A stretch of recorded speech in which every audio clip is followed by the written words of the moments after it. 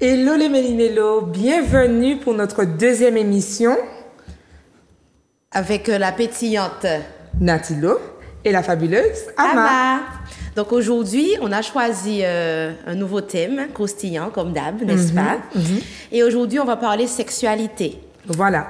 Donc l'éducation à la sexualité, on commence quand? C'est ça. Voilà. Une question qui fait débat, d'accord? Oui. Surtout avec tout ce qu'on a pu entendre sur la loi Evra et compagnie, mais aussi par rapport aux problématiques de notre société, tous les scandales, toutes les dénonciations qui ont apparu là, on se pose la question, comment faire pour accompagner nos enfants? Et avec nous pour en parler, on est avec aujourd'hui Madame Marie-Florine. Bonjour, mesdames. Bonjour. Donc, on te laisse se présenter. Oh oui, alors je suis Gladys Marie-Florine, psychologue, naturopathe et sexothérapeute. Donc, j'interviens en Martinique depuis quelques années déjà et j'accompagne toutes sortes de publics sur la thématique du jour. Donc, aujourd'hui, on est super gâtés puisque Ama aussi est sexothérapeute. Donc, on aura de quoi en parler. Bien sûr. Donc, je te laisse introduire le sujet. Aussi... c'est aussi l'occasion de rassurer les parents et les adolescents qui peuvent également regarder l'émission, enfin, pour leur faire savoir que ce n'est pas un sujet tabou, puisque malheureusement, c'est tabou déjà dans la société, mais encore plus en Martinique. Donc aujourd'hui, on est venu casser ça. Exactement. On a remarqué que... C'est vrai qu'on parle des parents, mais on a remarqué que c'est un problème de famille. C'est-à-dire que, comme en Martinique, les familles sont assez proches, où on n'habite pas loin de chez maman, pas loin de chez tati, etc.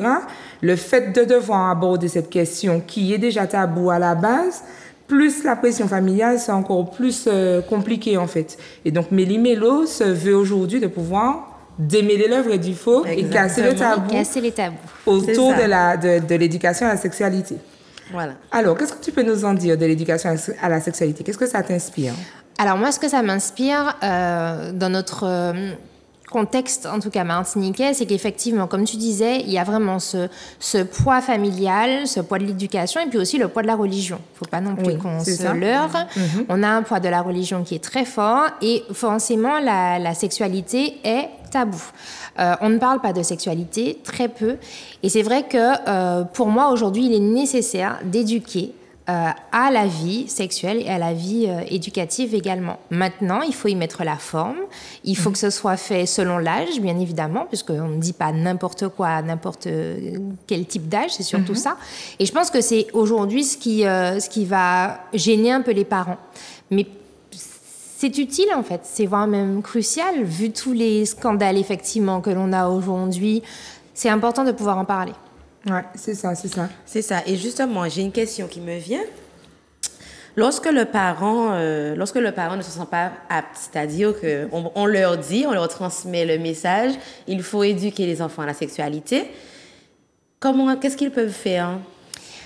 Pour moi, c'est de s'entourer un maximum, parce qu'aujourd'hui, que ce soit au niveau de l'éducation nationale ou dans le domaine privé, donc au niveau des familles, il y a toujours cette question de savoir qui sont les bons interlocuteurs pour pouvoir en discuter de sexualité. En tant que parent, je peux ne pas être à l'aise avec la question, donc déjà, c'est bien de faire le point avec moi-même et de me dire, OK, c'est un sujet que je ne maîtrise pas ou avec lequel je ne suis pas assez, je ne me sens pas assez apte pour pouvoir en parler avec mon enfant, mais cela n'empêche qu'il existe des sexothérapeutes, il existe des sexologues, il existe des infirmières, des infirmiers aussi qui ont des compétences en sexologie, qui sont en capacité de pouvoir en parler. Donc, Alors, avant de rebondir sur votre propos, je veux quand même dire que effectivement, on peut s'entourer de personnes habilitées à le faire et puis compétentes surtout pour le faire. Mais chez Acme, on valorise énormément la famille, la cellule familiale qui doit aussi être un espace, un repère, un espace de sécurité, un espace de confiance. Et je crois que l'éducation à la sexualité doit se faire à l'attention des enfants, mais aussi au bénéfice des parents. C'est-à-dire que les parents peuvent aussi apprendre à parler à leurs enfants, se renseigner sur comment faire pour être eux aussi acteurs de l'éducation à la sexualité, même s'ils s'entourent. Je crois que c'est important parce que le parent reste quand même le garant de la sécurité des enfants. Oui, bien sûr. Et du coup, à quel âge on commence? Pour moi, on commence... l'éducation sexuelle doit commencer dès la petite enfance, dès la petite enfance. À partir du moment où un enfant sait parler, parce que pour moi, l'éducation sexuelle, ça commence simplement par le fait d'apprendre le nom juste des organes sexuels, tout simplement. On apprend ce qu'est une bouche, on apprend ce qu'est un bras, ce qu'est une main, mais dès qu'il s'agit des organes sexuels, on va mettre des mots sortis de n'importe où, caquette, etc. Des mots sortis de n'importe où, alors que tous les autres organes, toutes les autres parties du corps ont un nom correct. Donc pour moi déjà ça me révolte. J'espère que ça ne se ressent pas trop. Non, pas du tout. Non, de toute façon, c'est ce qu'on veut aussi. On veut secouer les esprits. Mais oui, mais ça me révolte en fait, parce que toutes les autres parties du corps s'appellent le nez, la bouche, l'oreille, etc. Personne n'appelle une oreille ou avec des noms bizarres sortis de je ne sais où. Sauf que dès qu'il s'agit des organes sexuels, ça prend des noms particuliers, comme si on avait peur justement de mettre le mot juste. Exactement. Donc c'est vrai que, alors moi j'ai 2 enfants et je m'éveille en tout cas avec la plus grande, parce que la deuxième est encore trop petite pour eux, mais je m'éveille à toujours mettre les mots et à dire, enfin à appeler un chat, tout simplement. C'est important. Ensuite, je pense aussi qu'il faudrait aussi recentrer qu'est-ce que l'éducation sexuelle. Parce qu'effectivement, les personnes non averties pensent, et ça choque du coup, parce qu'effectivement, si c'était vraiment ça, ça peut choquer, que l'éducation sexuelle, on parle que d'actes sexuels. Oui, sauf que pas du tout. On parle également de consentement. On parle également, comme tu dis, le nom des choses, etc. Et puis aussi répondre aux questions de l'enfant au moment où il les pose. Exactement. Et puis, pourquoi pas démystifier aussi la réaction sexuelle. On parle de nos enfants. Donc, les téléspectateurs le savent, j'ai un petit garçon, 4 ans, qui un jour a une érection au réveil et en se déshabillant pour aller à la douche, en fait, son sexe effleure le lit. Et il me dit, maman, tu n'imagines pas, le truc m'a donné des papillons dans le ventre. Eh ben, qu'est-ce que je fais à ce moment-là? Est-ce que je lui dis arrête ce que tu fais? Non, on n'en parle pas de ça. Ou lui dire au contraire, ah ouais, et ça fait quoi? Quelles sont les sensations? Est-ce que c'est normal? Etc. Et du coup, il se retrouve lui-même à me poser des questions. Tu as envie de faire pipi? Oui. Ça fait quoi? Ta quéquette bouge. Pardon. Ta quéquette bouge. Alors je lui dis, non, ça ne bouge pas. Et il insiste parce qu'il veut m'expliquer ce que lui, il ressent quand il a une érection pour aller faire pipi, par exemple. Et donc, il faut démystifier, en fait, cette partie-là avec lui. C'est ça. Les enfants ont besoin de... Ils cherchent, en fait, à savoir. Donc, à partir du moment où on coupe, justement, leur envie de se développer d'une certaine façon, d'apprendre, parce que ce sont des savoirs pour eux, ça coupe toute une connexion finalement à ce que l'on va devenir plus tard, soit en tant qu'homme, soit en tant que femme. Pour rebondir sur ce que tu disais, j'ai regardé il y a peut-être 1 mois et demi de ça, voire même 2 mois, une émission sur une chaîne nationale, et il parlait justement du fait du rapport à la sexualité des jeunes, des adolescents. Et on voit qu'effectivement, ils ont un rapport qui est totalement... comment dire ?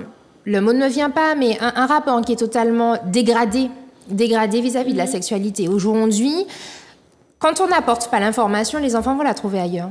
Ils ont accès à l'information très facilement. Aujourd'hui, les enfants ont accès à des tablettes, ils ont accès à des téléphones de plus en plus tôt. Et donc, du coup, comme on dit, Google est ton ami, sans vouloir faire de pub. Google est ton ami. Donc, on va aller chercher l'information. Ou sinon, ce sont les copains, les pères, en fait, tout simplement, qui donneront l'information. Donc, est-ce qu'on n'a pas envie de cadrer ça, tout simplement? On a beaucoup parlé des pères. Je vais juste faire une précision pour les téléspectateurs. Quand on parle des pères, on ne parle pas des pères, des papas. Ah oui. On parle vraiment des pères, les personnes qui nous ressemblent. Tout à fait. Donc, mon père, c'est la personne qui a... Enfin, mes pères, ce sont les personnes qui ont les mêmes fonctionnements que moi, qui ont les mêmes attraits que moi, qui sont intéressés par les mêmes choses. Alors, on n'est pas tous pareils, mais on est souvent attirés par les personnes qui nous ressemblent un petit peu. Le fameux dicton, qui se ressemble, ça ressemble. Voilà, c'est ça. Exactement. C'est ça. Oui. Et c'est là que ça devient dangereux, en fait. Parce que, alors, c'est valable pour les enfants, mais également pour les adultes. C'est-à-dire que je reçois également des adultes qui me disent « Ouais, mais quand mes copines me disent ça, je leur dis oui, mais des fois, c'est pas vrai. » Parce qu'on va flatter l'ego de la personne avec qui on est. Des fois, c'est une perception parce qu'en ce moment, je suis amoureuse et voilà. Donc, ne pas se baser sur ce que ma copine m'a dit ou ce que mon copain m'a dit. Exactement. Et donc, c'est dangereux, je trouve, pour des adolescents qui cherchent à se développer, par exemple. Et puis l'estime de soi passe par la connaissance de soi aussi. On parle énormément de développement personnel, d'apprendre à mieux se connaître, etc. Mais apprendre à mieux se connaître, c'est sur tous les plans. Aussi bien dans la sphère intérieure, qui suis-je, qu'est-ce que j'aime, etc. Mais aussi dans la sphère physique, qui suis-je, comment je suis constituée, comment je m'organise, comment je me déplace, qu'est-ce que je fais de mon corps. C'est important. C'est ça. Et puis aussi, c'est pour ça que je mets vraiment le doigt sur le fait que c'est important de rappeler qu'est-ce que l'éducation à la sexualité. Parce que même en parlant, en discutant, oui, mais vous savez, l'éducation sexuelle, c'est aussi dire à l'enfant, ah, t'as pas envie d'embrasser Tati, je comprends. Voilà. Mais non, mais ça, c'est pas sexuel. Je dis oui, c'est sexuel, ça appartient au consentement. Voilà. Parce que souvent, c'est pour ça que je dis que c'est encore plus prégnant en Martinique. Comment t'as pas dit bonjour? Alors, t'as pas embrassé. Du coup, tu te dis, t'as pas embrassé, voilà. Pas dit bonjour, t'as pas embrassé. Alors vraiment, la partie embrassée, l'enfant se dit, ah, donc, parce que c'est un adulte, je suis obligée d'accepter le bisou. Donc, ça met quelle information dans le cerveau de l'enfant? Et donc, c'est déjà l'éducation à la sexualité. Bien sûr, surtout que lorsqu'on étudie la communication, on étudie les distances sociales, en fait. Et on estime qu'à partir d'un certain nombre de centimètres, la personne avec qui on est rentre dans notre intimité. Donc, le bisou peut effectivement avoir une connotation de « tu rentres dans mon intimité ». Mais oui. Et donc, il faut qu'on puisse démêler le vrai du faux par rapport à cette intimité, par rapport au bisou obligatoire ou pas, pour pouvoir permettre à ces jeunes-là, à ces enfants-là, de s'épanouir finalement dans la réalité de ce qu'ils aiment, de ce qu'ils n'aiment pas, qu'ils ne grandissent pas avec cette sensation d'être obligés. C'est ça. Je suis obligée. Par l'adulte en plus, surtout Exactement. qu'on sait toutes les dérives qui existent à cause de ce comportement-là. Exactement. Toutes les dérives qui peuvent en découler parce que, oui, mais c'est un adulte, est-ce que je devrais dire ça? Vu qu'il m'a dit ça, c'est que ça doit sûrement être ça. Ouais. Tandis que lorsque l'enfant est averti très tôt, donc dès l'âge de 1 an, 2 ans, 3 ans, 4 ans, jusqu'à pas d'âge, l'enfant est plus à l'aise de dire non, excuse-moi, mais ce n'est pas normal. Exactement. Je vais le dire à mes parents. Exactement. Bien sûr, je vais le dire. Voilà, je peux le dire. Je peux le dire. On est moins sujet à des cas où 30 ans après, j'ai été violée quand j'avais 10 ans. C'est ça. Ou telle personne me touchait les fesses, ça me dérangeait, mais je croyais que c'était normal ou je n'avais pas le droit de le dire. C'est important, en fait. Exactement. C'est crucial parce que, alors pour rebondir à ce que tu disais, Ama, il y a vraiment ce côté où, alors déjà, on a une période assez... moi, ça me fait un rappel, c'est-à-dire la période de la Toussaint, ça a toujours été le moment où je vais au cimetière et puis on me dit, je rencontre des personnes, je rencontrais des personnes avec mes parents que je ne connaissais pas du tout. Et puis, c'est le cousin de ton papa, c'est le cousin de... Embrasse-le, dis bonjour. Et en fait, je détestais aller au cimetière, déjà, mais en plus de devoir dire bonjour à des personnes que je ne connaissais pas du tout. Et à partir du moment où je les rencontrais là, il fallait absolument leur dire bonjour. Et le message qu'on envoie aux enfants, c'est « ton corps ne t'appartient pas ». Exactement. Ton corps ne t'appartient pas, puisque j'ai un pouvoir, en fait, sur ton corps, celui de te dire qui a accès à ta sphère intime, comme tu disais, Natilo, à ta sphère intime pour te faire un bisou. Moi, je trouve ça grave. Et c'est quelque chose qui est totalement normalisé, banalisé, en tout cas de notre côté. Et puis, il y a ce côté aussi où l'éducation à la vie sexuelle et affective, c'est important de le noter, affective, c'est aussi toutes les questions du rapport au corps. Du rapport au corps, quelles sensations que tu peux ressentir, effectivement, parce que les enfants ressentent des sensations. Il y a aussi toute cette période de découverte des organes sexuels, où les enfants vont simplement, tout comme quand ils sont bébés à quelques mois, ils vont observer les mains, regarder un petit peu comment elles fonctionnent, et bien du coup, plus tard, ils vont observer aussi les organes sexuels. Exactement. Et ça fait partie du développement. Sauf que les parents vont croire que les enfants se masturbent. De façon sexuée. C'est ça. Et donc, du coup, tout de suite, mettre un frein au développement normal et sain de l'enfant. Et puis, toujours pour rebondir sur ce que tu disais, il y a aussi ce côté où on pense que l'éducation à la sexualité, c'est l'éducation à des pratiques sexuelle, à la masturbation, à la pénétration. Or, pas du tout, nous ne sommes pas concernés par ça. L'éducation sexuelle, c'était avant, tout autour des grossesses, à risque, les voilà, MST, les MST. exactement. À la rigueur, comment porter un préservatif, par exemple, comment mettre un préservatif. Mais aujourd'hui, on essaye d'aller un petit peu plus loin parce qu'on se rend compte qu'effectivement, les enfants ont besoin d'avoir d'autres compétences en termes de consentement, d'autres compétences en termes de sentiments aussi, les relations. C'est ça, comment les choses vont se passer, et toujours en fonction des âges. Toujours en fonction des âges. Alors, je veux rajouter un élément important pour cette éducation à la sexualité, la question de la zone érogène. Oui. Alors, c'est une question qu'on peut aborder dans le cadre du consentement. Quelqu'un me met la main sur le cou. Si, pour peu que je sois un peu sensible au niveau du cou, je peux estimer que je suis un peu dans une situation d'agression sexuelle parce que tu touches à une zone qui m'excite, qui me stimule. Or, la personne s'est dit, non, mais c'est juste un coup. Et c'est pareil pour la bouche, finalement. C'est pareil pour les oreilles, c'est pareil pour les mains, c'est pareil pour tout.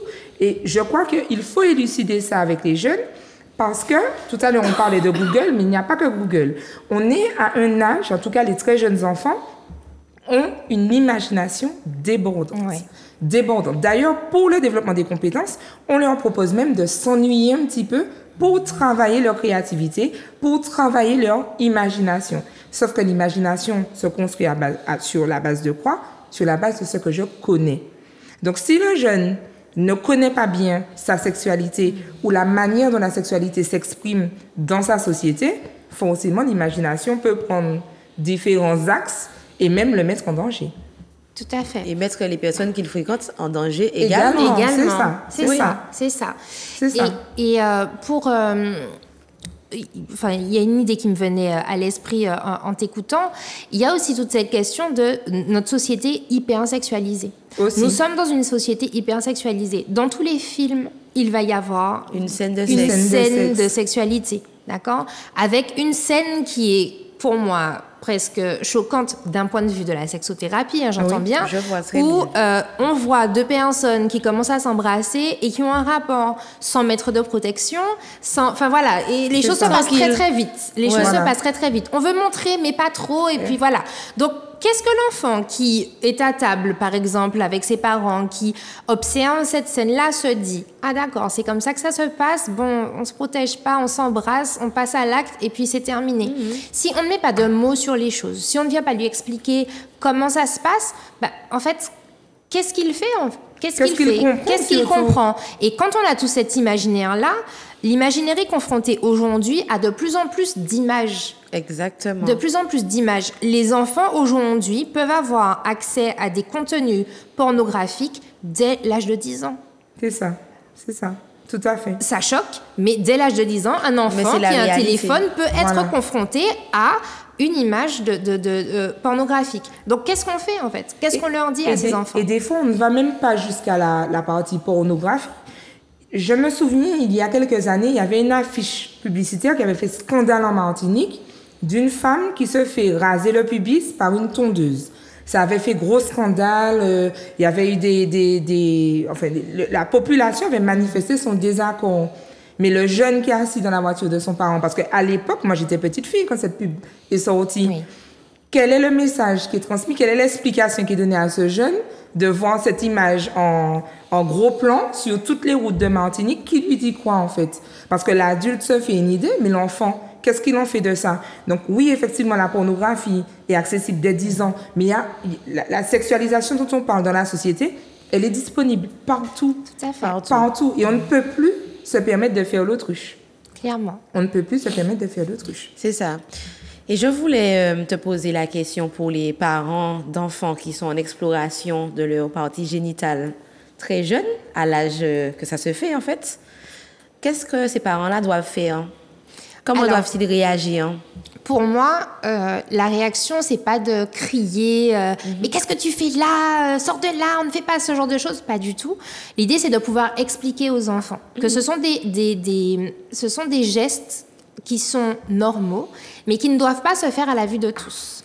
Parce que pour moi, un enfant qui est en train de découvrir ses parties génitales, c'est de pouvoir justement lui expliquer, ok, pourquoi tu es en train de regarder ton sexe, qu'est-ce que tu découvres, surtout chez les petites filles, parce que leur sexe n'est pas apparent, il faut le savoir, il n'est pas aussi apparent en tout cas que celui des petits garçons, d'accord? Donc la fille, la petite fille ne comprend pas forcément pourquoi un petit garçon, lui, a un pénis qui est apparent, et elle ne voit rien en fait. Est-ce que, enfin, il y a énormément de questions qui se posent, en tout cas du point de vue de la pédopsychologie, chez une petite fille. Donc, c'est de pouvoir répondre à ça et ensuite de pouvoir lui dire, OK, ce genre de pratique, ce genre de gestes-là, ce ne sont pas des gestes à avoir aux yeux de tous.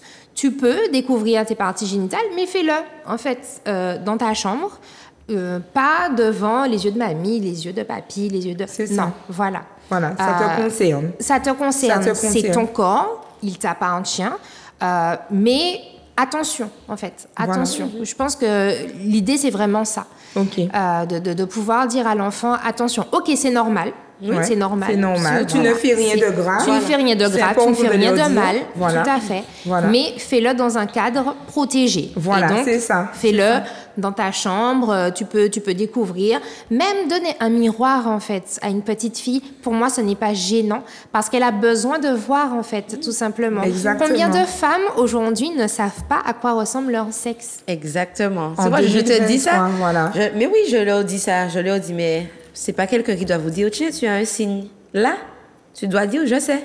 Voilà, il y a beaucoup de femmes qui ne le font pas et c'est nécessaire de le faire. Et puis, ça permet aussi de détecter des choses plutôt, des tâches qui peuvent apparaître, voilà, un signe qui n'était pas là avant. Tout à fait. Voilà. Tout à fait. Apprendre à connaître son intimité. Exactement. Ça. Alors, mesdames, avant de poursuivre, on va rappeler à nos téléspectateurs qui peuvent nous suivre aussi sur la page Instagram de Méli-Mélo, donc mélimelo.fwi. Donc, vous n'hésitez pas, vous activez la petite cloche, que c'est m'arrive, aujourd'hui. Vous activez la petite cloche, vous vous abonnez et vous nous suivez régulièrement. Vous aurez la possibilité d'avoir accès à notre actualité et surtout de poser vos questions et vos réactions. On prendra le tout en compte pour pouvoir y répondre comme on le fera aujourd'hui, d'ailleurs, mesdames, sur l'émission qui, je le rappelle, est diffusée tous les mardis à 15h et les vendredis à 21h. Voilà. Donc, mesdames, je vous pose la question à vous toutes les deux. Alors, Ama, je te le demande aussi, puisque tu es sexothérapeute. À partir de quel âge vous les recevez dans votre cabinet, les enfants? Alors, moi, je ne reçois pas spécifiquement d'enfants au cabinet. L'idée, c'est vraiment de pouvoir aller vers eux directement dans les écoles, puisqu'il faut savoir aujourd'hui qu'il y a dans le programme 3 heures obligatoires, même si ce n'est pas forcément respecté, dans tous les établissements à partir de la primaire pour pouvoir justement parler de la sexualité et de la vie affective. Donc, après, moi, je reçois les adolescents qui se posent d'autres types de questions. Enfin, d'autres types, pas forcément, des questions. Des questions. Voilà. Donc, à partir de 14-15 ans, je commence à les recevoir au cabinet. OK. Ben, c'est pareil que Gladys pour moi, c'est-à-dire que je ne reçois pas d'enfants, mais plutôt prévention dans les écoles. Et puis ensuite, les parents peuvent amener leur adolescent ou... Comme quand je fais les interventions dans les lycées, je donne ma carte, donc ils récupèrent ma carte, après ils m'appellent, ils m'envoient des messages, donc c'est plutôt comme ça, pour les mineurs en tout cas. OK. Moi, je crois que y a vraiment une sensibilisation à faire au niveau des parents. Alors, c'est vrai que chez Acme, on fait de l'accompagnement à la parentalité, et puis même auprès des écoles, j'entends les inquiétudes des parents qui disent, mais qu'est-ce qu'on va apprendre à mon enfant? Donc, tu as parlé du programme, effectivement, 3 heures obligatoires, mais je crois qu'il faut amener cette transparence-là auprès des parents. Oui. De quoi on va parler? Parce qu'il on a tout type de personnes averties, un peu plus, moins averties. D'autres, des personnes inquiètes, des personnes qui ont elles-mêmes leurs blessures, qui ont été violées, agressées, insultées par un prof ou pas, peu importe, mais chacun a son histoire. Et on remarque que les parents ont vraiment, vraiment très peur. En fait, qu'est-ce qu'ils vont dire à mon enfant? Vraiment, qu'est-ce qu'ils vont dire? Et je crois qu'il y a une sensibilisation à faire de ce côté. Bien dire aux parents que ce dont on va parler, ce n'est pas comme les positions du Kama Sutra. Voilà, exactement. Mais vraiment sensibiliser les enfants sur leur corps, sur leur intimité, ce qu'ils peuvent faire ou pas en public, enfin comment les choses s'organisent. Oui. Voilà. Cette transparence, elle est primordiale parce que les parents ont besoin de savoir justement, à partir du moment où on dit sexualité de toutes les façons, dans une phrase, ça va choquer. Des oreilles vont être choquées par ce mot. D'accord ? Ça va venir titiller l'attention, la curiosité. Enfin, forcément, c'est pas un mot auquel on s'attend forcément dans une phrase. Donc, quand en plus, à côté, on y place enfant, sexualité enfant, voilà. Il n'y a qu'à voir, quand un enfant demande comment on fait des bébés, on va lui sentir, encore une fois, développer son imaginaire. Je vais dire comme ça. On va développer son imaginaire et lui dire, voilà, la cigogne, la graine, la ci, la ça. Bref. Donc, ce sont deux mots qui... deux mots qui... C'est ça. Le colibri. Voilà. Deux mots qui, accolés, font déjà sensation. OK ? Donc, les parents ont besoin de savoir de quoi on va parler. Et moi, je pense qu'il est important, effectivement, de pouvoir leur donner un programme et de pouvoir leur expliquer, voilà, on parlera de ça, vie affective. Donc, qui dit vie affective dit relation, dit sexualité, on va parler du rapport. Et puis, en fonction des âges, développer les choses. Oui, c'est ça. Ce qui peut aussi rassurer les enfants, c'est qui sera l'interlocuteur. D'accord. Qui parlera de la sexualité? Parce qu'en France, il y a des grandes polémiques de professionnels de santé qui, même eux, en ayant parlé de sexualité, ont eu des propos très crus, des propos très sexualisés, entre guillemets, qui n'avaient pas forcément un rapport avec l'âge des enfants. Donc pour moi, c'est qui va parler de sexualité et qu'est-ce qu'on en dit pour les parents. Ensuite, il est nécessaire, on parlait de compétences, tu parlais de compétences, Natilo, de former les professionnels qui en parleront. C'est ça. Parce que le prof d'SVT qui, justement, a une sexualité particulière, qui, quand je dis particulière, c'est-à-dire peut avoir été... propre à ses particularités aussi. Exactement, voilà. C'est-à-dire... Propre à lui-même. On ne sait jamais un prof en SVT qui a vécu un inceste, on ne sait pas quel type de propos qu'il peut avoir par rapport aux enfants. C'est ça. Donc, pour moi, aujourd'hui, ou quelqu'un qui n'est pas du tout à l'aise avec le sujet, mais qui est quand même prof de sciences de la vie et de la terre, donc on considère que c'est la personne qui doit en parler. Or non, c'est important aussi de faire monter en compétence les professionnels, qu'ils soient de l'éducation ou de santé, qui discutent avec les enfants. Quand j'ai commencé ma formation en sexothérapie, la directrice de l'école m'a posé énormément de questions pour savoir quel était mon rapport moi-même à la sexualité. Parce que je serais amenée à, par la suite, accueillir un public. Donc, il faut déjà savoir à quel point je suis à l'aise avec ça. C'est ça. Quelles sont mes zones de travail, ce que je dois remettre en question par rapport à ma sexualité pour pouvoir ensuite en parler aux autres. Savoir déjà où j'en suis. Et je pense que, voilà, en tant que parent, c'est important déjà de se poser la question. Moi, où j'en suis? Est-ce que c'est un sujet qui est tabou pour moi? Est-ce que je suis à l'aise de pouvoir en parler? Quel est mon niveau de connaissance? De quoi je dois parler à mon enfant en fonction de son âge? Et puis par la suite, les professionnels aussi doivent se poser les mêmes questions. Exactement. Alors moi, je vais rajouter encore un autre élément. Alors, quand j'ai fait moi ma formation pour tout ce qui est éducation, formation, j'ai découvert ce qu'on appelle l'effet Pygmalion. L'effet Pygmalion, pour expliquer aux téléspectateurs, c'est quoi? Je rencontre un enfant, donc je me mets dans la peau du prof qui rencontre sa classe. Et inconsciemment, donc sans le vouloir réellement, le prof détermine, celui-là c'est un bon élève, celui-là il sera plutôt cancre, etc. Mais il le fait inconsciemment. Il n'est même pas conscient d'avoir eu cette démarche psychologique-là. Et qu'est-ce qu'on remarque? C'est que ça fonctionne. C'est-à-dire que quand un prof, le jour de la rentrée, se dit, tiens, cet enfant-là, ce sera le cancre, on réalise qu'à la fin de l'année, c'est bien lui le cancre. Je pense que ça existe aussi dans l'aspect relation, affinité. Je crois que ça existe aussi, surtout dans les petites classes où les enfants s'approprient l'enseignant comme, je dirais, on connaît tous un petit peu le cas où l'enfant appelle involontairement sa maîtresse marraine, involontairement sa maîtresse maman, ou du petit garçon qui tombe secrètement amoureux de sa maîtresse. Comment ça s'organise par rapport à je dois protéger mon intimité, je dois faire confiance au professeur, en même temps j'ai cette proximité cette intimité, ça devient compliqué en fait pour les profs aussi de se présenter. Tout ça pour confirmer ce que tu disais sur l'importance à ce qu'il y ait des professionnels spécialisés de la cause qui interviennent dans les écoles aussi. Oui. Voilà, c'est ça. Alors, mesdames, je vous propose qu'on continue avec les questions. C'est ça, on va passer aux questions. Voilà, c'est ça. Donc, les questions, la box à questions, tout de suite. Alors, Ama, tu commences? Yes.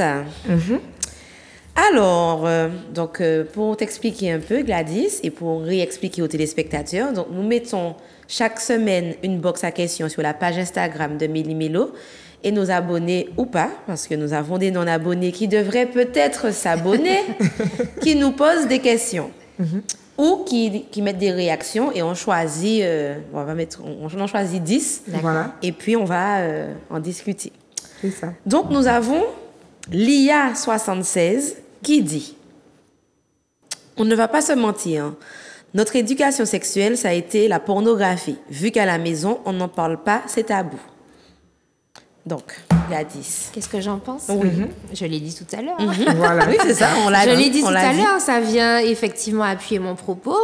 Là où je n'ai pas d'informations, la nature a horreur du vide. Voilà. Donc là où je n'ai pas d'informations, mais j'ai des questions, je vais aller chercher. Exactement. Je vais aller chercher. Si je tape sexualité, alors je ne l'ai pas fait, hein, mais sur un moteur de recherche, je pense que je peux tomber, si je cherche, je passe quelques pages sur du contenu pornographique. Bien sûr. Je pense.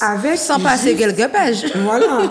Avec juste, avez-vous plus de 18 ans? Je clique oui, non. et voilà. Voilà. Je clique oui, j'ai 10 Voilà. ans, je clique oui, je suis Voilà, dessus. exactement. Sauf que ce sont des contenus qui sont choquants. À mon âge, j'ai 10 ans, ce sont des contenus qui sont choquants. Ils le sont aussi plus tard.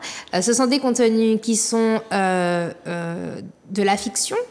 Sauf que je n'ai pas encore la maturité ni la prise de recul nécessaire pour me dire c'est de la fiction dans la vie réelle, ça ne se passe pas comme ça. Exactement. Et c'est pour ça qu'en tant qu'adulte, on retrouve des hommes.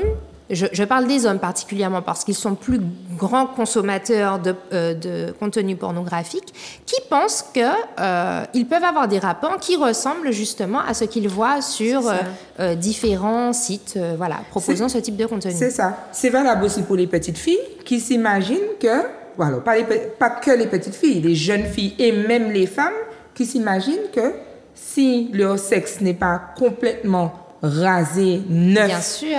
Voilà. 9 magas. 9 magas, que ça ne passe pas, en fait. Sauf que c'est purement une représentation pornographique. Et il y a plein de de représentations de la pornographie qui persistent, même lorsqu'on explique aux personnes que ce sont des représentations, comme par exemple la grandeur des petites lèvres chez la femme. Okay. Plus c'est grand, plus tu as eu des relations sexuelles dans ta vie. En fait, Voilà. c'est que tu es usé, tu as du kilométrage, selon la croyance populaire. Il faut que tu puisses tenir. Alors, je reçois des personnes qui aujourd'hui ont enfin compris. Oui, on a un problème. Mon mari éjacule trop vite. Trop vite, c'est combien de temps? 15 minutes, 30 minutes? Je dis non, mais il est largement au-dessus de la moyenne. Donc, c'est pas trop vite. Voilà, oui, En fait. c'est ça. Donc, du coup, ça, on ne se rend pas compte. C'est vrai que ça paraît... On se dit, bof, tout le monde est passé par là. Mais aujourd'hui, précisément, nous, c'était ça apparaissait, en fait. À notre époque, ça apparaissait. C'était, ah bon? Déjà, Maintenant, l'âge du téléphone. c'est logique. Hein, c'est-à-dire que tous les enfants ont ça entre eux. Ça va vite. On n'est plus en infrarouge où on collait les deux portables comme ça. Et puis on devait attendre. Ça n'avait pas le temps d'arriver parce que le bus est parti. Maintenant, c'est contenu accessible là, en live and direct, quoi. Voilà. Tu as ton contenu. Et donc, imaginons un enfant qui fait sa première recherche, sa première recherche, et il tombe sur un contenu BDSM, par exemple. Le mec pense que c'est la normalité. BDSM, c'est tout ce qui est sadomasochiste. Donc, attaché, coup, enfin, voilà. Okay. Il pense que c'est ça, la sexualité. C'est-à-dire que ça peut devenir la sexualité de quelqu'un, mais pour lui, c'est comme ça et pas autrement. Voilà. Ça n'existe pas trop. C'est ça que j'ai vu la première fois, c'est ça que j'ai regardé, c'est ce que j'ai consommé jusqu'à ma première relation. Ma première relation sexuelle, ce sera comme ça et pas autrement. Ou des jeunes filles qui ont saigné et qui disent c'est normal, j'ai saigné. Alors je pense que charge aux professionnels de lever justement le voile sur cette partie-là. Est-ce que c'est normal de saigner? Est-ce que est-ce que c'est normal d'avoir mal? Est-ce que c'est normal de souffrir? Est-ce que... Voilà, ça. il y a toute cette partie-là à reconstruire pour permettre aux jeunes filles et aux jeunes garçons d'être dans une sexualité pure, j'ai envie de dire. Alors, quand je dis pure, ce n'est peut-être pas le terme, mais je veux dire une sexualité saine. Voilà, tout à fait. C'est ça. Une sexualité saine et choisie. C'est ça. Et puis, tu parles de la jeune fille et du jeune homme, mais moi, je vais plus loin. Je parle aussi de l'adulte qui a 60 ans, de l'adulte qui a 54 ans, qui vient en atelier et qui me dit « Ah oui, non, moi, je sais faire. La femme aime avoir mal, en fait. » Voilà. Je me dis, mais ce monsieur est grave, en fait. Ça veut dire qu'il a déjà 55 ans ou je ne sais pas quel âge. Et pour lui, ça veut dire que je ne sais pas s'il a commencé à 18 ans, mais peu importe. Imaginons qu'il ait commencé ses relations sexuelles à 25 ans. Oui. Il a déjà 25 ans de... 25 ans de... Ça veut dire que pendant 25 ans, le gars s'imagine qu'une bonne sexualité et ce qu'une femme aime, c'est avoir mal. Voilà, oui. Pour lui, c'est ça.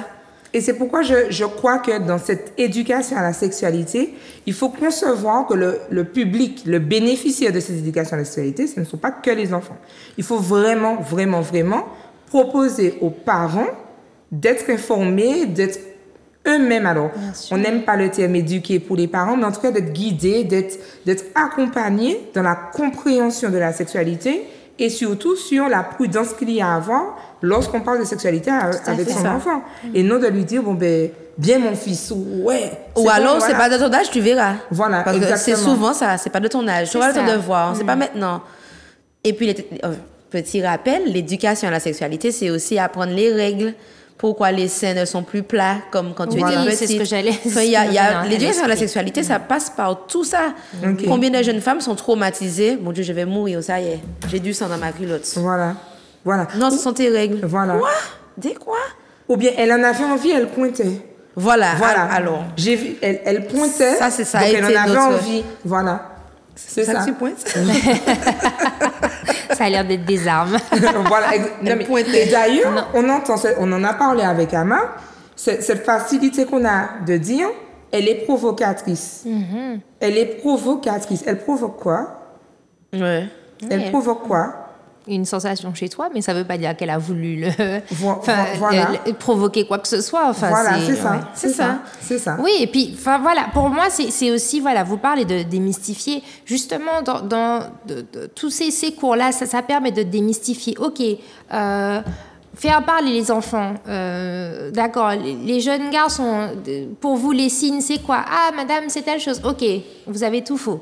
D'accord. Voilà, ça veut pas dire. Elle a une jupe courte, ça veut rien dire du tout. D'accord. Voilà, ce que tu t'imagines dans ta tête, c'est pas du tout ce qui se passe dans la réalité. Exactement. C'est ça. C'est qu'on a voulu acheter notre jupe courte. Et pour moi, tout simplement. Et pour moi, tu parlais de bénéficiaire. Le bénéficiaire, c'est les parents ont besoin d'être intégrés à la réflexion et aussi à toutes les questions sur les croyances qu'ils peuvent avoir, les idées reçues, etc. Ça, c'est sûr et certain. Mais le bénéficiaire final, c'est l'adulte de demain. Oui, exactement. Oui, c'est ça. C'est notre société de demain. C'est ça. Et aujourd'hui, on est en capacité de voir tous les méfaits de l'éducation que l'on n'a pas reçue, ou de la demi-éducation, du tabou, du tabou. C'est ça. Quand on a des pages Instagram qui se créent avec autant de témoignages sur des agressions sexuelles, sur des incivilités, etc., on se dit, OK, il y a quelque chose qui n'a pas été compris. Ça n'a pas été compris sur notre génération, mais ça n'a pas été compris sur la génération précédente, ni sur celle d'avant. Parce que quand on parle d'inceste, les incestes dont la Martinique est malheureusement victime, et énormément victime. Hein? Le pourcentage d'inceste en Martinique, je n'ai pas les chiffres en tête, mais je sais qu'il est très important. Il faut savoir que l'inceste, c'est au sein de la cellule familiale. Exactement.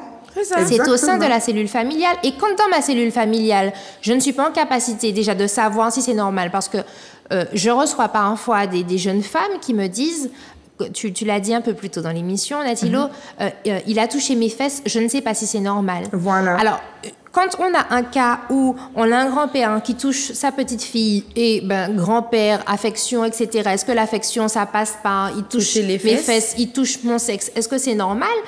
C'est papy.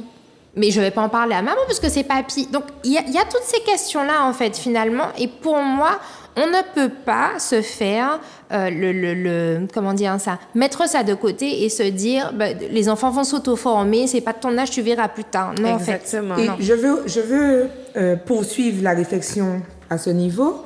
C'est-à-dire qu'il faut que les parents comprennent que offrir la capacité aux jeunes de pouvoir dire non, ça me dérange, c'est aussi se protéger eux. Oui. Je prends un cas concret d'une petite fille qui avait l'habitude de se faire taquiner par son père. Il lui pinçait le bout des seins et lui disait zépon, zépon, zépon. Mais c'était fait sans arrière-pensée dans un cadre sain où la petite fille a confiance en son papa et le papa a confiance en sa petite fille et il le fait au vu de la maman, au vu de tout le monde, il n'y a pas de souci.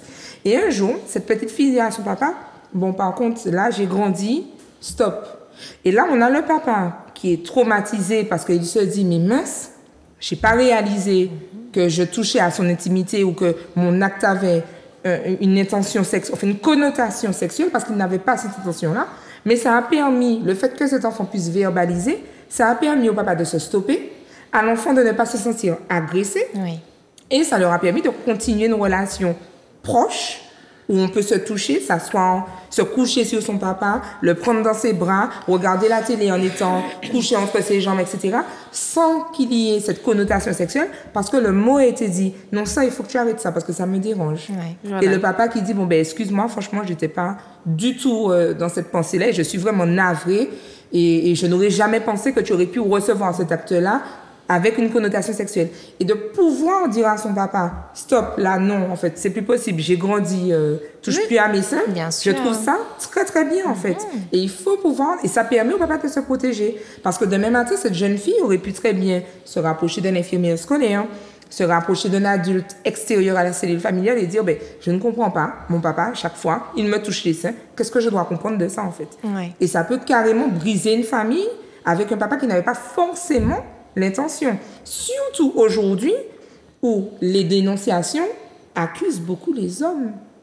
Beaucoup les hommes et beaucoup les pères de famille. Donc, les papas ont tout intérêt à s'inscrire dans cette dynamique d'éducation à la sexualité pour se protéger eux-mêmes aussi. Oui. Ouais. Je pense qu'aujourd'hui, les hommes sont victimes du système patriarcal dans lequel nous vivons. Exactement. Parce qu'il y a énormément de questions au niveau des adultes. Anna, je pense que tu le constates aussi en cabinet. Énormément de questions sur quelle est la bonne conduite à tenir, en fait. C'est ça. Avec Comment les femmes, comment se comporter avec l'enfant. Pour moi, c'est juste. C'est-à-dire que tant mieux si la question se pose. Exactement. Parce que quand parfois on tombe sur des reportages des années 70 où on trouve normal d'avoir violé, on trouve normal d'avoir... Enfin, voilà. Voilà, c'est ça. Il faut casser ces codes-là. Alors, on y va pour la deuxième question. Oui, vas-y. Voilà. Donc, c'est Patou 972 qui dit « Cette histoire d'éducation sexuelle, c'est n'importe quoi. Je suis sa mère, pas sa copine. J'ai appris seule et ça ne m'a pas tuée. Je vous laisse réagir. Eh bien, c'est encore ce qu'on disait, c'est-à-dire qu'on a déjà bien fait le tour, pas tout. Alors, effectivement, donc on a beaucoup ce mode de pensée-là où c'est pas moi qui vais dire à ma fille comment faire l'amour. Sauf qu'on ne parle pas de faire l'amour. C'est là où ça change, justement. On ne parle pas de ça. On parle de tes seins vont te faire mal à l'arrivée de tes règles ou pas. Voilà. Sache que, en tout cas, c'est normal, c'est que tu n'as pas de problème. Ah, ok, d'accord. Sache que tes tétons peuvent devenir durs lorsque tu as froid ou comme ça, sans raison. Tu ne sais même pas pourquoi ça devient dur. Ça ne veut pas dire que lorsque les autres te disent tu pointes, c'est que tu as envie, machin, tu peux rebondir. Ou même si tu ne dis rien, mais au moins l'enfant est préparé mentalement. Parce que du coup, la fille qui a ses tétons qui deviennent durs et en face, on lui dit tu es excitée et qu'elle n'est pas excitée, elle se dit ah donc j'ai un problème. Voilà, parce que ça. je pointe et je suis pas excitée. Voilà, mais si tout le monde me dit ça, c'est que j'ai un problème en fait. Exactement. Donc voilà, donc c'est pas une histoire de copinage, c'est une histoire de protéger son enfant pour la vie adulte qui l'attend. C'est-à-dire sortir du mode de pensée, ça arrive mais pas mort, donc ça peut arriver aussi. Voilà, tu en as ça. souffert, hein? Comme des mamans qui disent ah non, les monter l'école, tu as fait conne en tête moi. Donc moi quoi faire comme ça? Voilà, non, c'est ça. Tu as bien eu la souffrance des cornes à l'école. Voilà. Pourquoi veux-tu infliger cette souffrance également à ton enfant? Exactement. Donc aujourd'hui, il y a trop de moyens mis en place pour qu'on ait des connaissances sur tous les sujets. on connaît, c'est-à-dire que tout le monde n'a pas souffert de la même chose. On connaît les manquements qu'on a eus, les informations qu'on n'a pas eues. Moi, j'ai eu la chance d'avoir été très formée sur les règles, c'est-à-dire que depuis petite, lorsque j'ai eu mes premières règles, limite, je me suis dit, j'ai mes règles, quoi. Voilà, ça m'a pas choquée. Je les ai eues très tôt en plus, ça m'a pas choquée. Par contre, il y a des choses qui me sont arrivées dans la vie après. Je me suis dit, mais maman aurait pu me prévenir. Voilà, c'est ça. Mais je sais qu'elle ne l'a pas fait pour m'envoyer au front sans savoir. C'est parce que c'est pas nécessaire de dire. Voilà. L'éducation, c'est pas ça. Je t'apprends à te tenir en quelque part, je t'apprends à faire ça, mais pas ça. Puisqu'on me l'a pas dit. Ouais. Donc, il faut vraiment sortir de l'idée du c'est pas ma copine, je vais pas lui dire ça. Tout ce qu'on peut dire selon les âges, on connaît à peu près les âges, c'est sensiblement la même chose chez tous les enfants, quoi. C'est ça, voilà. Qui grandissent avec la société actuelle, en sachant qu'en 2023, on est plus précoce. Hein. C'est-à-dire que là où nous, on commence à découvrir, par rapport à la société, par rapport au réseau, par rapport au portable, c'est encore plus tôt. Donc, il faut commencer aussi plus tôt. Exactement. Voilà. Alors moi, je veux quand même rebondir à cette histoire de « ça ne m'a pas tué ». C'est faux. C'est faux. Moi, je rencontre des personnes qui viennent me voir pour un projet professionnel. Voilà, je voudrais faire telle ou telle activité, développer tel projet professionnel ou personnel, mais ils ont besoin d'aide et de soutien sur un projet personnel. Et après un entretien, je constate que cette personne peut, en fait. Elle peut le faire, elle n'a même pas besoin de moi. Sauf que lorsque l'on creuse, on réalise que cette personne vit avec une souffrance. Et cette personne finit par se dévoiler et me parler de problèmes en rapport avec sa sexualité, alors qu'on est venu parler boulot. C'est ça. Et on a quelqu'un, l'exemple le plus choquant, je crois que j'en avais parlé la dernière fois, c'est une femme de plus de 60 ans qui pleure pour quelque chose qui s'est passé quand elle avait 4 ans. Donc si ça, ce n'est pas tuer une vie, que de porter ce boulet-là pendant autant d'années, pendant près de 56 ans. Exactement. Je ne sais pas ce que c'est. Donc oui, en fait, Mais ça ne t'a pas tué toi, peut-être, mais combien de vies sont bouleversées par ça? Combien de mamans deviennent très agressives? Non, non, non, je ne te laisse pas chez un tel. Non, non, non, tu restes avec moi, avec des enfants qui ne comprennent pas pourquoi ils sont surprotégés. Des enfants qui vont développer de la rébellion parce qu'ils ne comprennent pas la surprotection du parent qui est lui-même en souffrance. Exactement. Voilà. Donc non, ça tue. Ça Bien tue. sûr, ça tue. Oui, Ça tue les émotions, ça tue le cerveau, ça tue... La réalité. La réalité, exactement. Et je crois qu'il faut en parler. Bien sûr. Alors, on n'est pas... comme elle dit, je suppose que si elle a envoyé le message, elle n'est pas morte, effectivement. Mais, mais pour le coup, oui, comment on dit ça, de façon symbolique. Oui. De façon symbolique, oui. Pour répondre totalement à ce que disait cette femme, aujourd'hui, les enfants se retrouvent et comme tu disais, Ama, à être de plus en plus tôt confrontés finalement à la sexualité. Aujourd'hui, la sexualité, c'est pas uniquement parler de comment tu vas faire l'amour, comment ci, comment ça. C'est de pouvoir donner des informations aux enfants de façon à ce qu'ils sachent exactement ce par quoi ils passent. Je regardais dernièrement une vidéo sur Instagram. On posait à des adultes dans la rue, micro-trottoir, comment se passent les règles, les menstruations des femmes, ou vous savez ce que c'est, les menstruations des adultes, des hommes de 25-30 ans qui sont incapables de dire ce que sont les menstruations chez les femmes. Mais des idées, des réponses aberrantes. Mais je me dis, mais en fait, à quel moment on leur a donné une information sur le cycle menstruel des femmes? C'est ça. À quel moment tu arrives à me sortir, ouais, il me semble, moi, elle saigne pendant 10 jours, je crois. Je me suis dit, mais on va où, en fait? Voilà, c'est ça. Mais j'étais choquée. Et après, je me suis dit, mais tu es choquée parce que c'est ta vie, en fait. En tant que jeune femme, voilà, tu as tes règles depuis tant d'années, etc. Mais les petits garçons, est-ce qu'on leur dit exactement quelle est la réalité des jeunes femmes, des jeunes filles? Et pour moi, voilà, rapport au corps, quels sont les organes, etc. Ensuite, on parle de ce qu'est la puberté pour chacun. En dehors de, oui, il y a des poils, développement, les garçons, vous allez muer, etc. Enfin, il y a aussi cette partie-là. OK, le cycle menstruel, c'est quoi chez les jeunes femmes? Par la suite, on va commencer à vouloir être en relation, copain-copine, etc. Ah, moi, j'ai ma copine, j'ai mon copain. OK. Qu'est-ce que vous allez vivre? Par quoi vous allez passer? L'amour, c'est quoi? Les sentiments, c'est quoi? OK, avoir des rapports protégés, c'est important. Comment on pose un préservatif? Préservatif masculin, préservatif féminin. Et pour moi, au fur et à mesure, au fil des âges, on parlera de choses différentes. Aujourd'hui, quand on dit « j'ai appris par moi-même », et l'enfant devra apprendre aussi ainsi. Pour moi, ça ne lui laisse pas un cocon, un espace de sécurité où il pourra dire « Ok, maman, on a parlé de ça. Est-ce que je peux te parler? J'ai eu mon premier rapport. J'aimerais savoir combien de femmes, parmi les téléspectateurs, téléspectatrices pour le coup, ont parlé de leur premier rapport à leur mère. » Exactement. Totalement tabou. Voilà. À aucun moment on viendra dire « Bon, ben maman, j'ai eu mon premier rapport, voilà comment les choses se sont passées, je me suis pas sentie à l'aise à tel endroit. C'est comme ça qu'on fait l'amour, je ne savais pas. » Enfin, qui en a parlé? Voilà. C'est tellement tabou. Et en fait, il y a un credo que j'aime énormément, que je garde. Pour moi, la sexualité n'a pas à être tabou, elle a à être sacrée. Et c'est pas du tout la même chose. C'est-à-dire que ça doit être dans un cadre particulier. Ça doit être dans un cadre particulier. C'est de montrer, OK, ton corps, c'est ton temple. Fais attention, respecte ton corps, respecte les personnes avec qui tu vas, mêler tes énergies, tes fluides, etc. C'est important. Enfin, on le dit plus tard, pas à celui qui a 9 ans, bien évidemment. Oui. Mais c'est important de parler de respect de soi. Et quand on parle d'éducation sexuelle, c'est aussi de parler de respect de soi, de respect de l'autre, de respect des limites.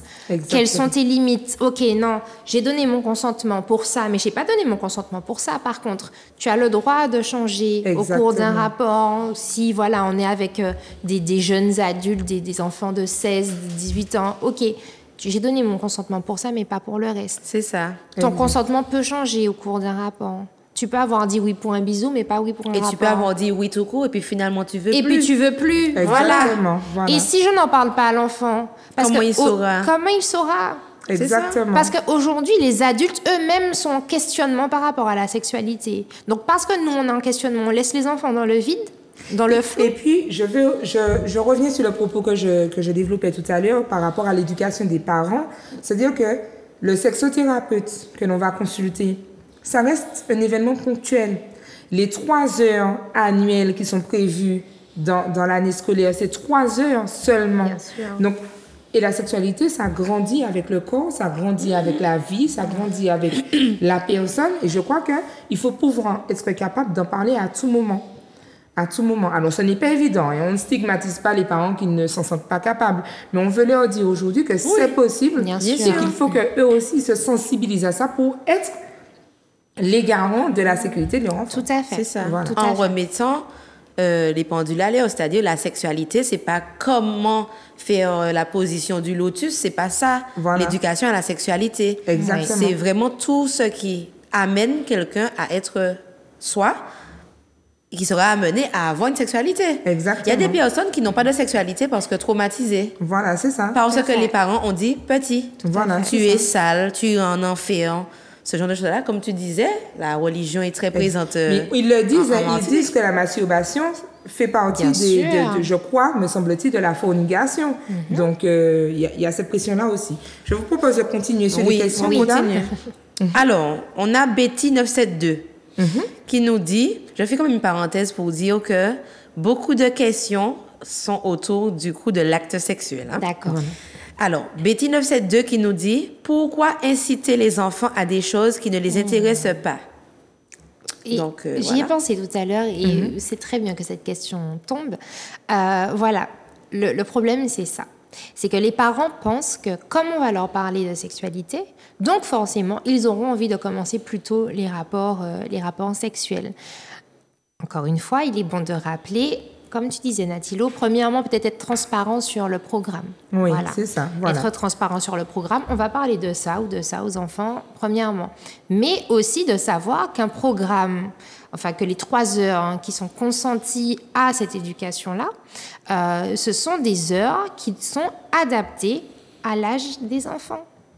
à l'âge des enfants, tout simplement. On ne va pas leur parler de pratique, on ne va pas leur parler de masturbation, ça arrivera peut-être plus tard, peut-être dans un cadre familial, si les enfants se sentent à l'aise de pouvoir en parler, mais bon, plus souvent, les enfants en parlent entre pairs, donc entre individus de même âge, et encore. Mais en tout cas, entre les garçons, entre les jeunes garçons, il y a quand même beaucoup ces discussions-là, avec bien évidemment des effets 3D, puisqu'on se rajoute toujours des choses. Et puis aussi cette notion de compétition entre les jeunes garçons, d'accord ? Qui a la plus longue, qui a la plus... Enfin, il faut le savoir. Exactement, il y a cette compétition qui naît chez les garçons à partir de cet âge-là. Bref, donc pour moi, on n'incite personne à aller faire quoi que ce soit, on les protège. C'est ça. En fait, bien sûr. On leur offre des réponses pour permettre d'être sécures dans les relations et les rapports qu'ils auront plus tard. Point. C'est ça. Et plus on va banaliser, alors quand je dis banaliser, je ne parle pas de l'acte sexuel, hein. Plus on va banaliser le rapport à sa sexualité, plus on va le normaliser et moins ce sera sujet d'expérimentation.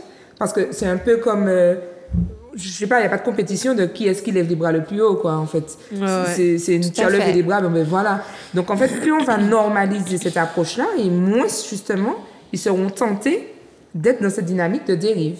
C'est ça. C'est important aussi. Oui. Et j'aimerais juste terminer le propos par... On a vu ce que c'était de ne pas éduquer à la sexualité. On voit aujourd'hui, notre société, comment les choses se passent. Donc, pourquoi aujourd'hui aller vers autre chose ne nous permettrait pas d'avoir d'autres résultats? J'ai juste envie de voir ça, en fait. Si on éduque par rapport à ça, allons voir ce que ça donne. Exactement. Prenons le temps de voir ce que ça donne. C'est ça. Alors, comme on est quand même chez Méli-Mélo là pour casser des tabous, moi, il y a une question que je pose souvent aux parents quand ils ont des inquiétudes. Je leur dis, et toi, à 14 ans, tu faisais quoi?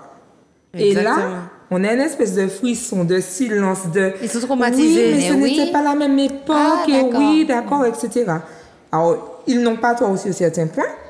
Les tentations, les dérives de notre société d'aujourd'hui ne sont pas forcément celles d'avant, mais nous avons aussi dans notre société aujourd'hui des outils qui n'existaient pas avant. Tout à fait. Exactement. Donc, j'invite les parents à se demander, mais moi, quand j'avais 15 ans, quand j'avais 16 ans, quand j'avais 14 ans, mon premier copain, et puis quand on revient sur nos familles, mais ma maman m'a eu, elle avait 16 ans. Mais mamie a eu ma maman, elle avait 16 ans. Et pourtant, je n'ai pas de mauvais regard sur ma mamie. Je ne suis pas en train d'inviter les jeunes filles de 16 ans à devenir maman. Ce n'est pas ce que je dis. Mais je dis juste aux parents qui sont confrontés à mon enfant, on aurait dit que mon enfant a une sexualité, d'oser, de prendre leur courage à deux mains et de regarder en arrière. Qui ça monte qui a fait les montagnes l'agio, qui m'a monté et puis qui m'a monté, qui touche pipi, qui ceci, qui cela. Exact. Pour pouvoir, ça peut permettre aussi de se rassurer, de se dire, bon, écoute, ça, on est tous passés par là. Aujourd'hui, j'ai la chance d'avoir des outils. Il y a des sexothérapeutes, métier qu'on n'entendait pas forcément avant. Il y a des outils, il y a une éducation à la sexualité qui est proposée à l'école. Qu'est-ce que j'ai fait? Allez, je prends les choses en main et je vais vers mon adolescent, vers mon enfant pour pouvoir l'accompagner. En fait. C'est ça. C'est ça. Alors, on enchaîne avec Célo. Donc, Célo AK47 qui dit... Alors, bon, je lis la question de Célo, mais je crois qu'on y a déjà répondu. Donc, si vous voulez bien, je la lis et puis on enchaîne sur la suivante. Célo qui dit, moi, je suis pour, mais je ne sais pas comment m'y prendre. Par les temps qui courent, c'est dangereux pour un homme de parler de sexe à un enfant. Donc, bon, on en a parlé, on a déjà abordé la chose. Donc, j'espère que Célo a pu trouver les réponses qu'il cherchait. Donc, on enchaîne tout de suite avec Briochette 13 qui dit ben déjà, je pense que les vrais programmes devraient être un peu plus médiatisés. Parce qu'au final, on ne sait pas trop ce qu'ils entendent par éducation au consentement ou encore éducation à la sexualité. J'ai l'impression que les médias encouragent les théories du complot en n'étant pas clairs. C'est ce que Gladys disait, en fait. Il faudrait que le programme soit public, qu'il y ait un programme établi pour que les personnes se sentent rassurées, pour que ça ne soit pas éducation à la sexualité. Dit comme ça, comme j'ai dit, moi, si je ne savais pas, si je n'étais pas sexothérapeute, moi aussi ça m'inquiète. Je me dis, ah bon, éducation à la sexualité. Alors, on va leur donner du coup l'outil. Vous avez le site de l'éducation nationale qui s'appelle Eduscol. Et sur ce site, vous pouvez retrouver les programmes qui existent par rapport à tout ce qui est dispensé dans les écoles françaises, mais aussi les articles de loi qui qui régissent en fait ces programmes-là. Donc on a les bulletins officiels, on a vraiment le tout qui est disponible normalement gratuitement sur Eduschool. Ceci dit, mesdames, on est d'accord, c'est pas toujours facile à lire. Oui, voilà, un texte ça. de loi, c'est pas toujours fait. facile à lire. Un texte de loi, c'est pas toujours, enfin, des fois les mots sont très techniques, donc très accessibles pour les professionnels, mais pas forcément pour monsieur, madame, tout le monde qui ne comprend Exact. pas. Mais au moins ils savent qu'il y a Eduschool et puis il y a Méli-Mélo, il y a ça. Gladys, donc Il y a il faut d'autres, pas hésiter de se rapprocher de toutes ces personnes. Question suivante. Donc, j'ai le crayon de Jasmine qui nous dit « Dans ma famille, ils sont très pieux. Ils seront choqués de savoir que je veux en parler à mes enfants. » Non, mais je ne m'attendais pas, en fait, à la fin de la question. Je pensais qu'elle allait dire qu'ils seront choqués pour elle. Non. Ok. Sa famille sera choquée qu'elle en parle à ses enfants. Voilà. D'accord. Alors, qui éduque les enfants? C'est ça, Je sais, on dit qu'il faut un village pour éduquer les enfants et donc tout le monde doit prendre sa part à l'éducation. Aujourd'hui, les mentalités changent, la société change et c'est important de changer aussi notre façon de faire. Aujourd'hui, on entend davantage parler, par exemple, de parentalité positive, bienveillante, etc., ce qui n'était pas forcément le cas avant. Donc, ça montre bien que les outils éducationnels sont différents et que pour le coup, j'ai presque envie de dire, c'est aussi à moi, en tant que parent, de porter vraiment mon courage et puis de me dire, j'ai envie de parler de ça à mes enfants, j'en parle, point. C'est ça. Ma famille, et puis pour ma moi, famille n'est même pas obligée d'être au fait courant de ce que je dis dans ma sphère privée c'est familiale. ça. Pour moi, la question ne se pose pas. C'est-à-dire qu'à partir du moment où j'ai décidé en tant que parent, je peux avoir un conseil, je peux avoir un avis. Bon, bien Gladys, sûr, bien tu sûr. devrais faire, etc. Maintenant, c'est à moi de savoir si je prends en compte ou pas. Exactement. Donc, pour moi, voilà. Et puis aussi pour rassurer, comment il s'appelle? Le crayon de Jasmine. Ok, donc pour rassurer le crayon de Jasmine, je crois aussi qu'une éducation doit répondre à l'organisation d'une cellule familiale, en fait. Donc, la famille, là, on n'a pas forcément besoin d'être au courant de ce qui se passe. Enfin, je répète ce que vous dites, mais surtout, ça n'a aucun impact sur le rapport, en fait. Le rapport du dimanche entre Tout à cousins, fait. etc., ça n'a aucun impact, en fait. Ou sinon, un impact positif. Être la personne qui va dire, attention les cousins, vous voulez jouer à ce jeu-là, mais je crois que c'est pas très sain. J'ai pas très envie de C'est jouer au ça, papa et à tout la à fait. maman. Voilà, c'est ça. Parce C'est qu'on l'a ça. dit tout à l'heure, l'inceste, c'est souvent dans la famille. Bien sûr. Voilà. Mais très souvent, ce que les personnes vont penser, c'est ou dit ça, Timamayou, Kevin, il dit à moyen. Alors qu'en fait, non. Justement, c'est de la protection, pouvoir tous se protéger l'un et l'autre, les uns les autres. Parce que on va tout de suite penser, mon enfant va venir apprendre à la mienne comment Le faire. vice. Le vice, et c'est exactement le mot qui me manquait. Le vice, c'est exactement Voilà. ça. De toute façon, ils sont à l'école. Ils sont plus souvent à l'école Bien qu'avec sûr. nous. Ils sont entre eux. Ils ont des conversations qu'on ne connaît pas forcément et qui ne nous appartiennent pas non plus. Il faut accepter ça. Oui. Voilà. Donc, en soi, qu'on le veuille ou pas, à un moment donné, le sujet viendra. Donc, vaut mieux accompagner ce sujet que faire en fi et le nier complètement, en fait. C'est ça. Donc, c'est moi? C'est toi. Ok, donc Marie Cos, quand il y avait un bisou à la télé, mes parents changeaient de chaîne. J'avais interdiction de voir ça. Qu'est-ce qu'on doit faire aujourd'hui? Alors, pour moi, voilà, ça montre bien à quel point on est à l'aise ou mal à l'aise avec quelque chose, tout simplement. Cette gêne-là, elle peut être... ça peut amener un tabou, justement, pour l'enfant et pour celui qui grandit. Par exemple, moi, je sais que dans ma cellule familiale, j'ai très rarement vu mes parents s'enlacer, etc. Donc, devenue plus grande, qu'est-ce que je fais? J'enlace pas, dehors, je donne la main, je donne pas la main, etc. Surtout, nous, en tant que Martinique qui est assez pudique, Voilà. y a toutes ces questions-là. Donc, pour moi, effectivement, on va pas laisser l'enfant devant tout un rapport ou quoi que ce soit, mais un bisou, en réalité, c'est quoi? C'est juste la manifestation de deux personnes qui s'aiment, normalement. Donc, pour moi, voilà, je pense qu'il faut pouvoir mettre des mots ou dire, bon, ben écoute, là, je vais changer, c'est pas un contenu pour adultes. Toujours aussi s'informer sur ce qui passe à la télé, quand il y a la petite pastille, moins de 10, moins de 12, de savoir ce qu'on laisse et ce qu'on nous retire, parce qu'effectivement, ça peut amener à des scènes comme ça. Mais pour moi, enfin, un bisou, c'est la manifestation de deux personnes qui s'aiment. Alors, ça pose quand même un problème, hein, à mon avis, finalement, chacun fait ce qu'il veut en fonction de qui il est. Mais celui qui estime qu'un rapport sexuel vu par des enfants n'est pas un problème, il fait quoi? Parce que pour toi, le bisou n'a rien de problématique, mais peut-être qu'un autre pourrait dire, ben, le rapport sexuel, pour moi non plus, ça n'a rien de problématique. Mais c'est ce que je dis. La pastille qui est à la télé, elle n'est pas faite pour rien. Okay, elle n'est pas faite pour rien. Quand il y a une pastille, on sait très bien qu'effectivement, il peut y avoir du contenu violent, du contenu à caractère sexuel, etc. Donc, effectivement, la question se pose de savoir devant quoi je mets mon enfant. C'est ça, voilà, c'est ça. Ok. Tout simplement. Enfin, pour moi, la question se pose. OK, mon enfant est avec moi, mon enfant a 4 ans. Pourquoi on est en train de regarder ça? Pourquoi la télé est allumée? Parce que des fois, il peut arriver aussi qu'on ne soit pas forcément conscient de ce qui va passer à la télé. La télé est allumée, l'enfant est devant en train de jouer, moi je suis dans la cuisine, etc. Ça peut arriver, d'accord? Ça peut arriver. Maintenant, il faut aussi faire attention de l'image à laquelle l'enfant est confronté. Et quel qu'il soit. On parle du caractère sexuel, le caractère violent, c'est exactement la même chose. Des scènes violentes où des personnes sont en train de mourir, etc., ben, ça peut choquer un enfant au même titre qu'un rapport sexuel. Exactement, tout à fait. C'est ça. Alors, j'ai Jim06. Vous pensez qu'à l'école, ils ne parlent pas de ça entre eux? C'est bien naïf. Voilà, ouais. Oui, c'est ce qu'on disait. Tout à fait.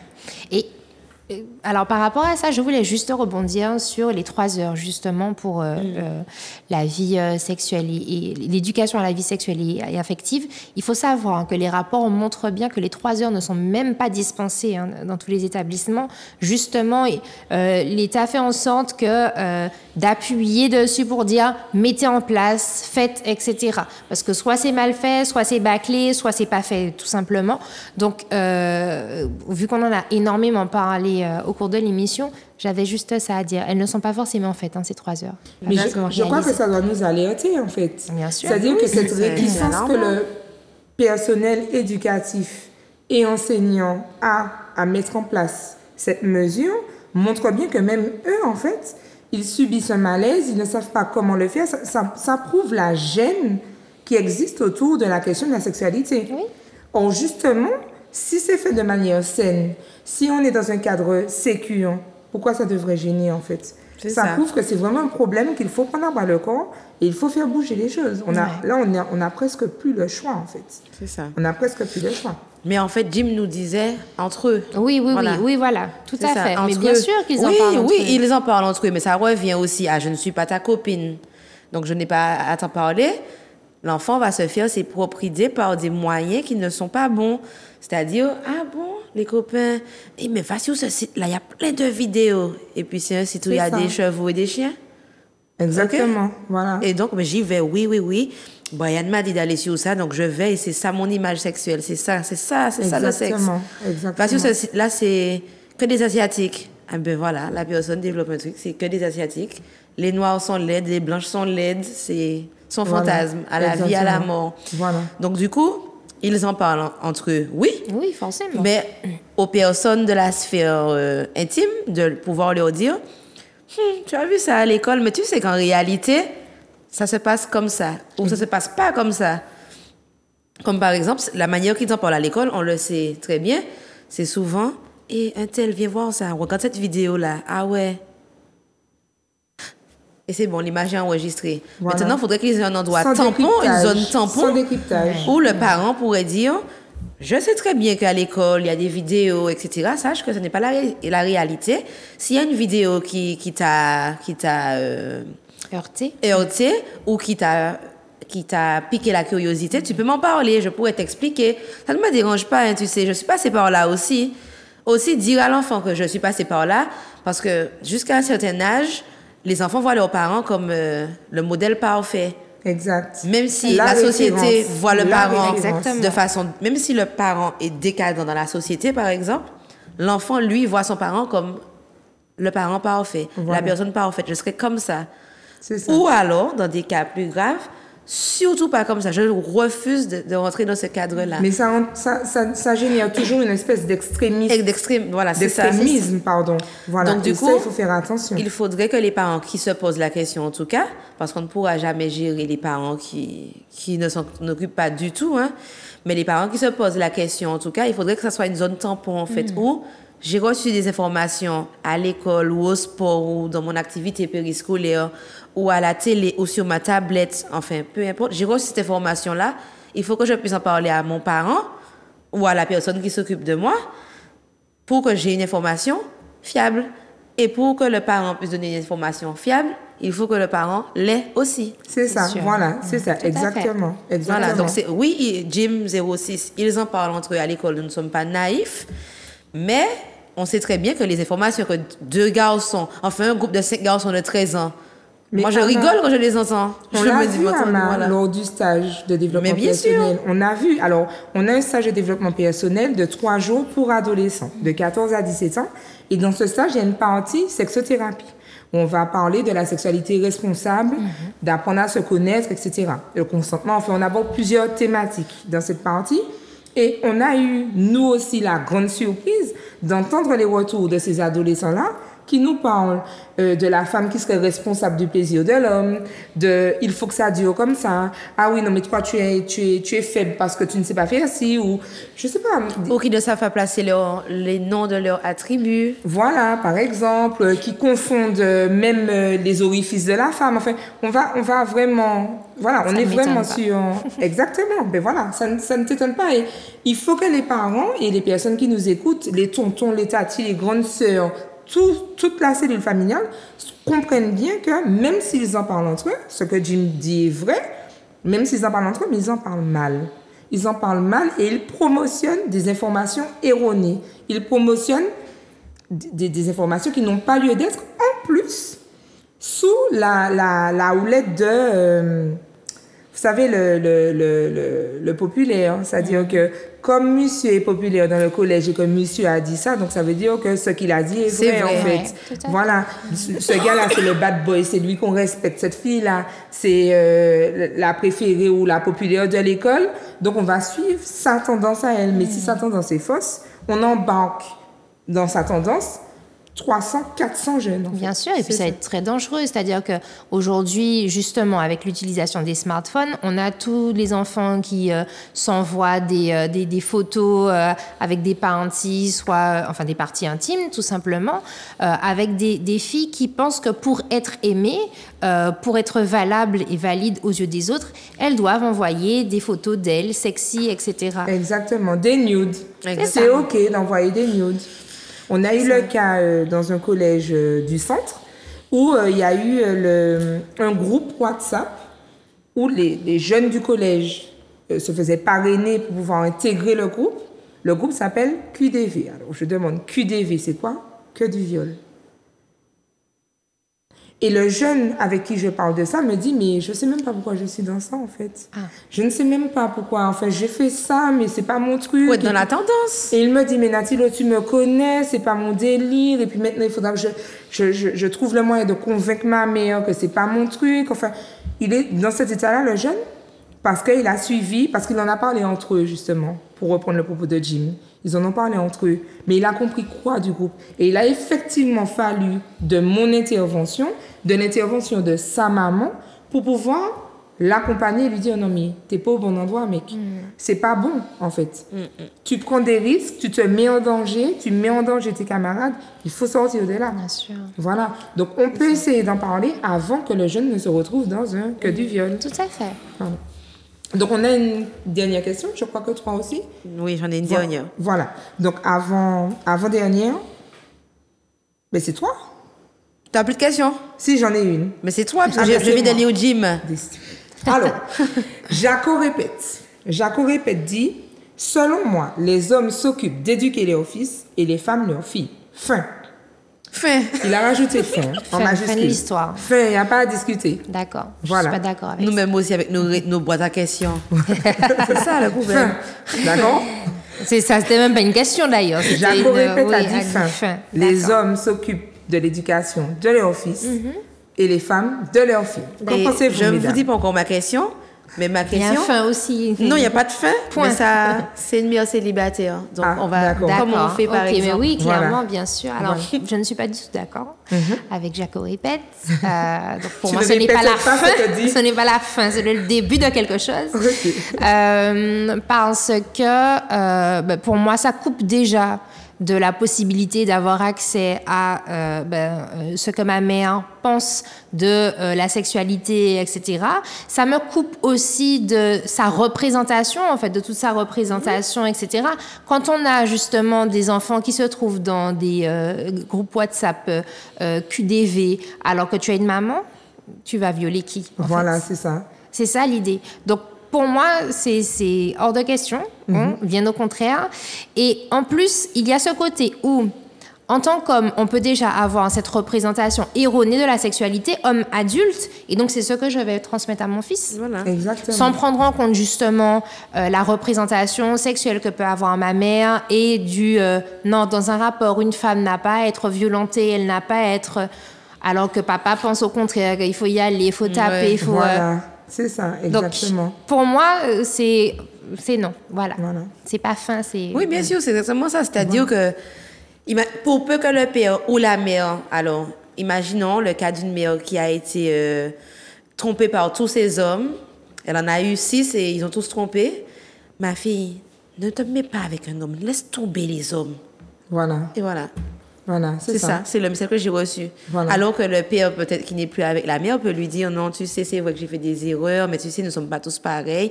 Tu peux aussi faire ça, recevoir 2 avis, en fait. Voilà, ça peut c'est pas ça. être que la mère ou que le père. Ou le père qui peut dire à sa fille, ben, tu sais quoi, justement parce que je suis un homme et que je sais comment les hommes pensent, je te conseille de faire attention à ça, parce que peut-être que toi, tu veux envoyer ce message-là, mais voici comment l'homme reçoit le message. Voilà, ça peut être ça aussi. Bien sûr. Et Voilà. puis, il faut savoir qu'un enfant se construit en fonction de sa cellule, en fonction de la structure. C'est-à-dire qu'un petit garçon ira chercher un cadre chez son père, il ira chercher l'affectivité, en tout cas dans une certaine forme. Et très souvent, on a tendance à dire de façon peut-être un peu grossière, mais que la fille cherchera son père plus tard et que le garçon cherchera sa mère dans des relations futures. Donc, il y a forcément, on voit bien un croisement, finalement, dans C'est ça. la recherche, etc. Maintenant, il peut y avoir des sujets sur lesquels on parlera davantage avec sa mère. Une petite fille qui a ses règles, par exemple, aura peut-être plus de facilité à aller vers sa maman et lui dire « Écoute, maman, voilà, j'ai mal au ventre, maman, si, etc. » Cela n'empêche que le papa puisse savoir, parce que moi, j'ai des papas qui se sentent parfois mis de côté parce que ça ne concerne que les femmes. Et il a aussi envie de savoir que sa fille a ses premières menstruations. Parfois, ce sont les papas qui apportent la bouillotte. Parfois, Enfin, ça dépend. exactement. Un petit garçon n'aura pas forcément envie de parler masturbation peut-être avec sa mère, il en parlera plus avec son père. Donc pour moi, voilà, c'est important que les deux interviennent justement dans Mais bien sûr. dans l'éducation. C'est ça, C'est ça. exactement. Exactement. Jaco répète. Voilà. Donc, Jaco Voilà. répète, pas la fin. Ou ne répète pas ça, Jaco. Voilà, ne C'est répète ça, pas Ne ça. répète surtout pas ça, du tout, Jaco. pas du tout. Voilà. Donc, moi, j'ai la Lionne 212, donc, ouais, qui dit « Je suis mère célibataire, j'ai un garçon de 13 ans et je ne sais pas par où commencer. C'est ça.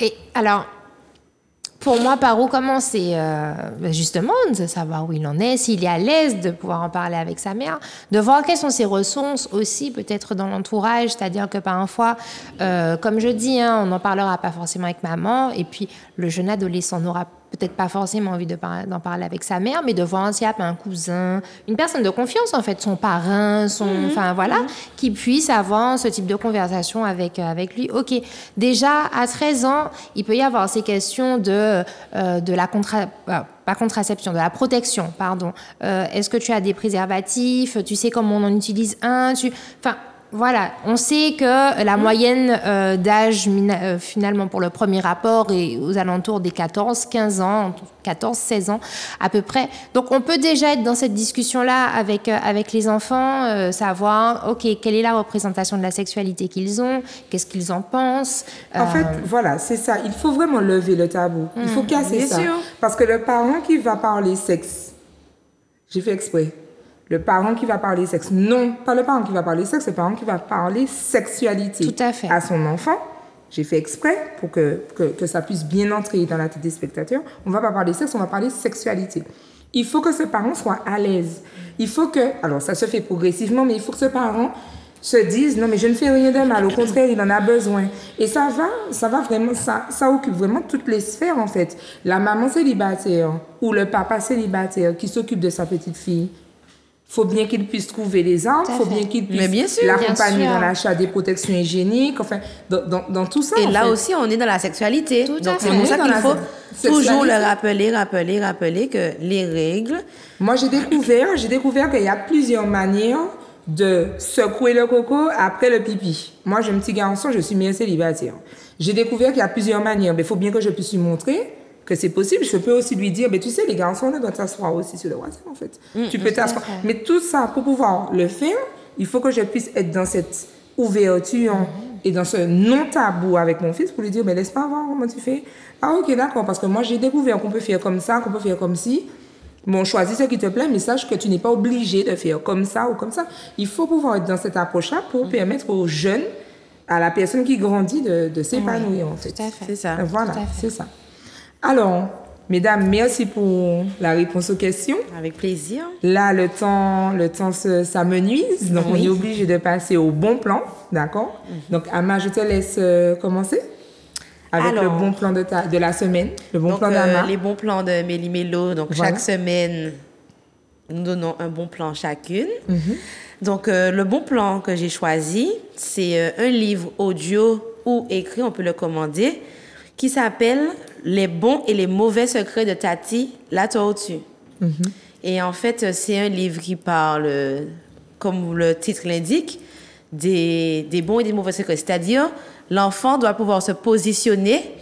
Est-ce que je dois vraiment dire ça? C'est-à-dire, bon, c'est mon frère qui me dit « Allons manger le chocolat, mais ne dis pas ça à maman. » Ça reste de la complicité.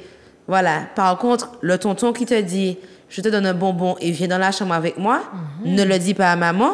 Il faut que l'enfant puisse être conscient, et donc c'est de l'éducation à la sexualité, que non, tonton, donne-moi le bonbon et bye, je cours dire ça à ma maman. C'est ça. Voilà. C'est ça. Ouais. Donc, c'est un petit livre qui explique avec de belles petites images.